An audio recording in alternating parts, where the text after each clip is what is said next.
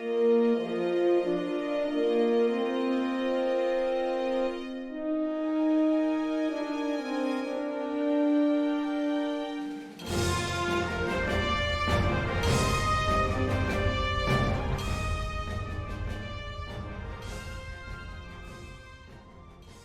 right, everyone. I'm as red as my shirt. I'm Michael Dismuke with Continuing Conversations, where we talk everything about Star Trek Adventures RPG, and also Captain's Log. I'm also a blogger on Continuing Missions, which is the #1 site for Star Trek Adventures RPG. And we have a special session for you today with a special theme for a special day, but I'll let my erstwhile ally, Jim Johnson, introduce it. Hey everybody, Jim Johnson. I am the project manager and line editor for the Star Trek Adventures RPG and the Captain's Log solo RPG, both published by Modiphius Entertainment, and co-host on this show with Michael after 130 odd episodes, 2+ years, going strong. We still haven't run out of things to talk about. Star Trek is a 60-year-old property. We are never going to run out of things to talk about. And somehow, some way, we always find guests who are willing to talk to us about Star Trek and about Star Trek Adventures and about all the cool stuff that you can do with RPG. And I am thrilled to have a regular recurring guest on one of our. I wouldn't even call you a supporting character. You are a major NPC or main character. But Al, why don't you introduce yourself? Tell us about what you've been working on, and then we'll jump into it. How's it going, everyone? I'm Al Spader. I'm a freelance writer and game designer. I was the lead writer on the Federation Klingon War tactical campaign. I'm also the designer of Sentience 2D20. Awesome game up on Drive-Thru RPG.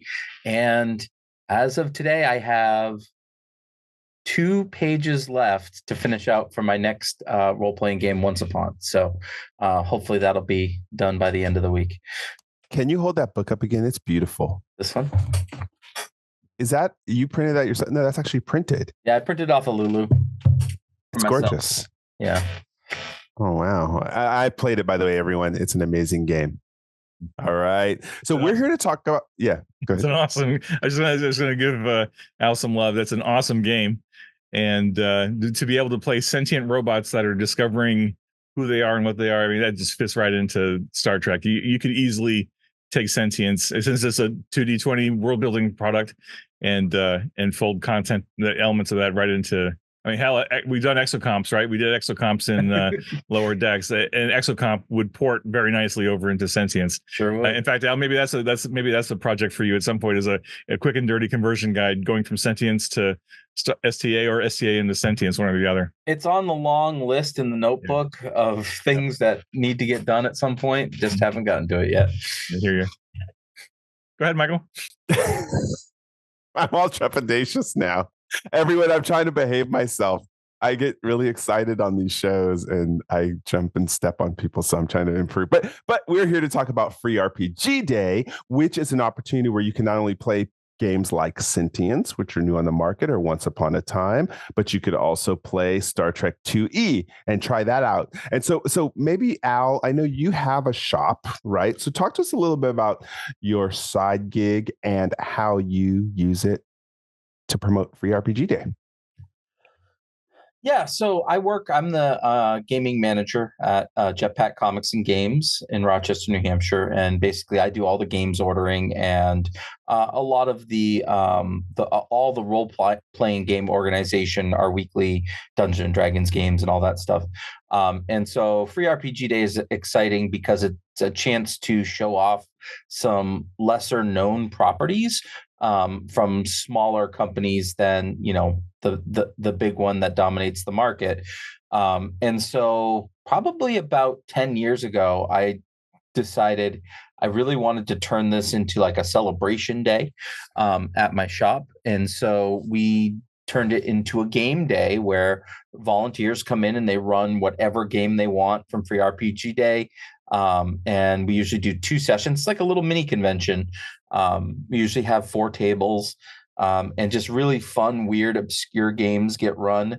And the players all have a great time. And, some of that turns into sales after. And yeah, it's a blast. I know a lot of shops just give away the free merchandise and don't do a games day to support it. But I've found that having that games day has really helped promote and move product off the shelf. Very cool. And what are some tips you'd have for someone who is going there and willing to run some games when it comes to setting up to encourage people to play the game, to try it out? So what I always try to do is to encourage people to run games, because we don't charge at our shop table fees or anything like that. If someone wishes to run a game as a game master, they get first pick of the free merchandise, and they can get whatever they want. And then players who play at a table get a copy of whatever game it is that they sat and played, provided that enough copies were sent. There are some companies that only send like 2 or 3 copies of their book, in which case the GM gets it first, so that they can prepare, usually a couple weeks in advance. And then the players, they'll probably raffle it off at the end of the session, those other books. But there are some companies that will send 10, 15 copies of a book, and then every single person that sits down to play a 3-hour game gets a copy of whatever that free game was that they played. So now they've played through it. Now they can take that free product and go run the game themselves. That's cool. Do you see a pretty good conversion rate from that? Like people really picking up the game and playing it later on? I mean, role-playing players are notoriously stingy with money, I find. It's usually the game masters that are spending all the money.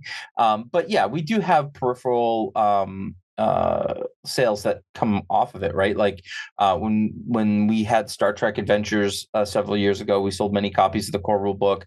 I believe that Homeworld was available for 1 free RPG day, and we sold a couple copies of the core rule book after that. And Conan, way back, was one of the first ones that they did for free RPG day, and we sold a ton of Conan back then. So yeah, I mean, there is a conversion rate. It's probably not a huge conversion rate, but when it comes to role playing games, every 1 copy sold is a big deal at a small business. True. And Jim, what starter sets? Can you run down the list for Star Trek Adventures? What starter sets are available for free that game masters who are willing to go to a shop on free RPG day to run? What's available out there right now? Well, no starter sets. The starter sets we usually charge for those because there are a certain amount of components and costs involved in making them. It doesn't really make sense to give a starter set away. But the quick starts, there's 2 for first edition. There's the original one that came out 8 years ago, and then there's a Klingon version that came out when we released the Klingon core book. Those are both free, and of course there's the second edition quick start that you can go get right now on DriveThru and our site, the Modiphius sites. I think the intention there is that we're giving you enough of the system to get a taste for it. You got the pre-gen characters, you got a scenario, and you got 15, 20 pages of the rules, just enough to play it. And which I think is funny. Like I've seen, having participated in a couple of free RPG days, I know different companies have different philosophies about what is a quick start. And like a couple of them I've picked up are really like little more than advertising slicks. And it's not really a quick start. It's more of a, hey, here's a product catalog. It's like, well, okay, it doesn't really tell me how to play your game, but okay, thanks for telling me about your company. That's cool. But like I've seen quick starts either from like 10 pages to 50 pages. And like, the Star Trek, the second edition one's 48 pages, including the covers, right? And what I find funny, and this is talking to hearing from Al saying that gamers are stingy. It's like, we're giving you a free 48-page thing and you're complaining about it. Like I see this stuff online like, oh, 48 pages, that's a quick start. Okay.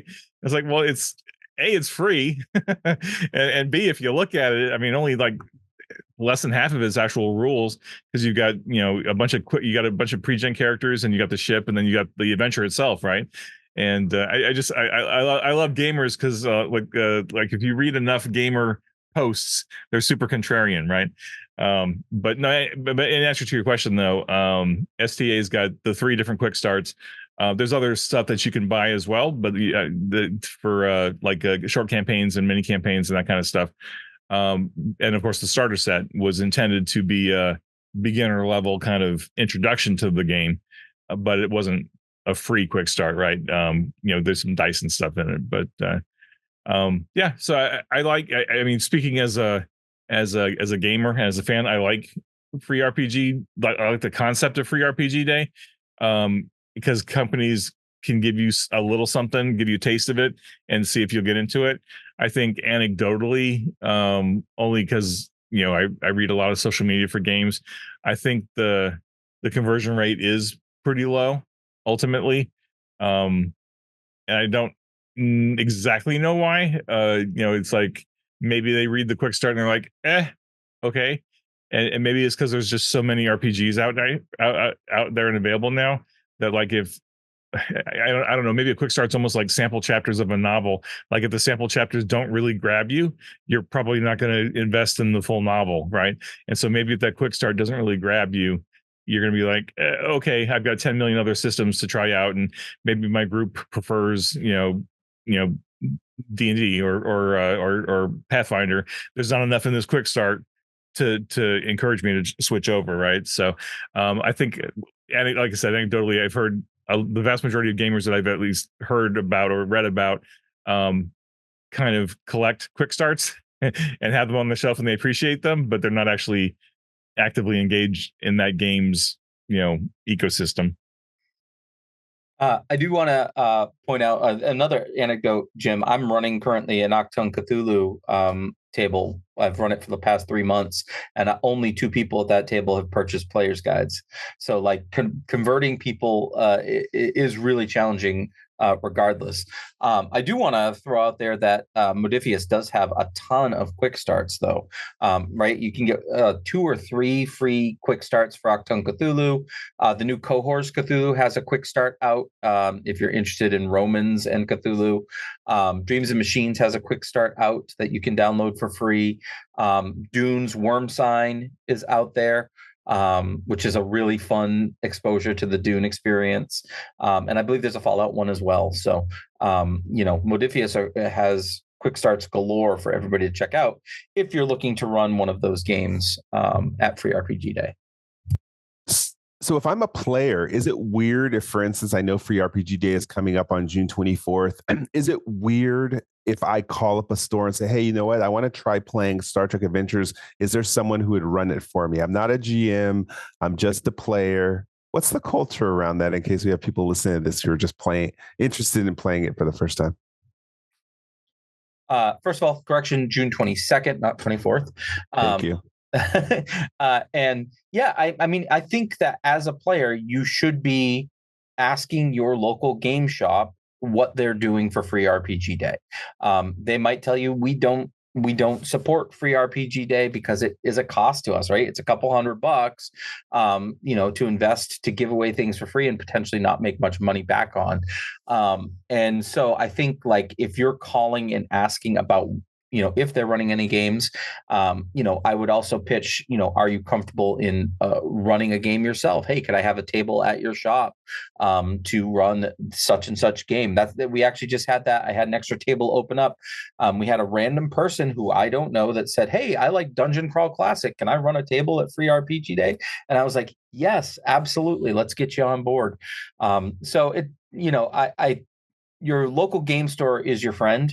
And they'll be honest with you one way or another. I think that Jetpack Comics is the only game shop in like a 45-mile radius that does Free RPG Day. The other places around really don't. I think definitely reach out, see what they can do. And if, try to reach out ahead of time, like probably not like a week before Free RPG Day. And even if it's not Free RPG Day, feel free to reach out and say, hey, what role-playing games are you all running? Like, most shops have gaming calendars up on their website, and you can see what's being run and so on. Yeah, go ahead, Jim. I was just going to add, as a player perspective, I wouldn't necessarily expect the store itself to be running anything. Like, I think my expectation is the store even going to carry any free RPG booklets? So are they going to have anything on hand for me to go pick up? Right. There's usually, like, I think I was saying, they only get usually like a handful of copies of each, quick start. And, every store probably decides how they're going to give them away, or if they're just going to have a stack out on the, on the front shelf along with like free comic day is the same thing, right? You get a certain number of issues, and it's first come first served, or auction or raffle or like whatever you do. But I think if I'm plugged into the local community, I'd be like checking with the local game masters and saying, hey, are you going to run, Star Trek at Free RPG Day? Are you going to run Dune? Are you going to run Pathfinder, whatever? I wouldn't expect the store to say, oh yeah, we're going to run this event, that event, whatever, because stores got plenty of other things to worry about. They may not have the people power to actually run a game in addition to opening the doors and managing the store itself. I think that was the main point. There was another point I was going to make, but I don't remember what it was now. So I'll. No, that's good. I want to encourage. Yeah, I want to encourage people, because I know when I go to, I buy a lot of board games. I think more than the average person. I purposely don't do it on Amazon because I want to support the local game shops. Sometimes if I have to break down and the game shop doesn't have it, then I'm going to go to Target and they might have it, or a larger distributor. But I'm going to try to change my habits to encourage more stores to participate in our Free RPG Day, to arrive on the 22nd, for instance, this year, and also take people with me, like my nieces and nephews, who maybe they're not interested in RPG, but they may want to play Exploding Kittens. So here's that's probably the game I've given away to most people than anything, is Exploding Kittens. But the point is to get into the game shop, because there's so much variety in there. Game shops rarely just cover RPGs. Oftentimes they do have a board game section or something like that. So I think it's important to, one, support small businesses, but two, if we learned anything coming out of the pandemic, is that board games are amazing for family social get-togethers. So we really want to encourage people, even if you're not that much into a particular game, or they're not running the game, just go support the game shop. Go buy Exploding Kittens for $7 or a pair of dice even, just to show support for the community. It's so important to do that on there. All right. Anything else, Al, you want to run on Free RPG Day? I think that, the game, all games at a shop that are run really require people to organize them and do them, right? Most shops don't have enough employees to like give you a GM for the night. So yeah, it's definitely like, if you want it to happen, volunteer, say, hey, how can I help make this really cool? This year we lucked out at the shop where we also have the Red Power Ranger is showing up, and we are running the Power Rangers RPG. So like it's happening at the same time, and so we're going to try to cross pollinate that way, and things like that. So there's lots of cool stuff you can do. It just, you have to start small, and you might only have one table that you run, but then you can grow it. I mean, I've been doing this for 10 years now, so pretty cool. Yeah, I'll be heading down to Games of Berkeley, which is probably one of the most popular gaming stores in the Bay Area. They're running a bunch of games, and now that I'm thinking about it and feeling guilty, I think I better call the owner and ask them if they want me to run STA2E for a table. They're really popular, so this has inspired me. What about Jim? Are you going to do anything for well, the day? I don't mean to be negative, but there's a pro and a con, right? Like I really want to run STA2E for a bunch of people, right? At my local game stores here. But I think I've been snake bit or something's off, because like I've reached out to 2 different stores and have said, hey, I'm the project manager for Star Trek Adventures by Modifius. 2nd edition Star Trek's coming out. Free RPG Day is coming out. We're going to have the 2nd edition Quick Start available. I would love to come to your store and run some demos for you. And get, see if you can get some bodies in the store to buy your stuff and run some demos. And both of these stores have given me radio silence. And, not to say that, Weird. I mean, Star Trek is Star Trek, but it's like, I'm, I want to run the game. I want to be at your store. I want to get people in your door and move some product for you. And I'm getting nothing. And I am not yet discouraged, but I'm a little disappointed. I wonder why that's happening. You're a game store manager, Al. Why would anyone say no to that? Do you have any idea? Again, I just think that a lot of these game stores are single person operations. Yeah. Right. And so they're managing bringing people out at the register, checking in product and so on and so forth, that like, it's hard for a gaming store to survive these days. So it probably comes down to something like that. Maybe they don't have a huge online presence. We've got one game shop near us that does Warhammer that's huge, called the Chromatic Dragon, and they don't have very much of an online presence at all. In fact, the only way that you can figure out what's going on which night is if you go into the shop and look at the board or ask someone. It's just, there's not enough employees to go around and make everyone happy, I think. Wow, no online presence. That's so 1984. That's kind of cool in a retro way. I'll just tell you the truth. I feel like I'm in an episode of Stranger Things. That's so cool. All right, then. Okay, so everyone, June 22nd, Free RPG Day. We wanted to have an episode dedicated to it. So even if one or two of you decide to run a game, or everybody listening to this decides while driving by their local game shop just to run in and buy something just to support local businesses. I don't care if it's candy, a pack of Yu-Gi-Oh cards, some dice, just take a couple dollars and support your local store. We want to push that. So any final words before? My gratitude is going to go to Games of Berkeley, to Game Castle, which are our game stores out here, to King Kong Games, the Bay Area ones. And yes, every time I drive by, I go in and really appreciate that they're holding the fort together on the small business. Any final words and gratitude, Al? First I'll do some final words. I have with me right here, I've got a couple of Octung Cthulhu quick starts. I've got a 1E Star Trek quick start, and I've got a couple of Dune quick starts. So if you write that you want one of these in the comments here on the YouTube page down below, I will personally mail them to you.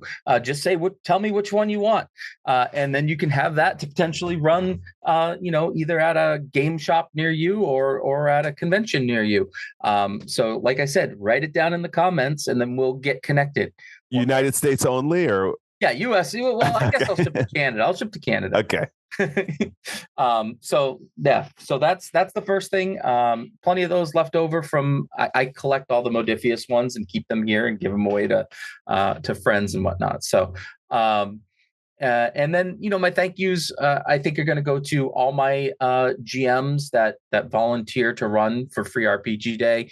There was a time when we were running 4 tables weekly of the most popular fantasy RPG in the world, and then a group of people decided that they were going to start running other games as well to show off many different systems, and so that group is very important to me, and we've actually shown a lot of growth in our role-playing game part of the store, thanks to this group of people that are showing off so many other games. So, and almost all of them volunteered to run for Free RPG Day as well. So thank you, everyone at Jetpack. You guys are the best.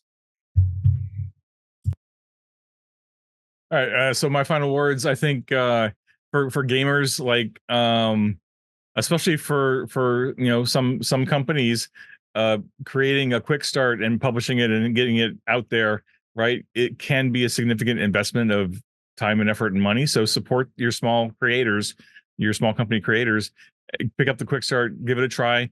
If you dig it, run it. Like get it on the table, get some people involved, get some people excited about it.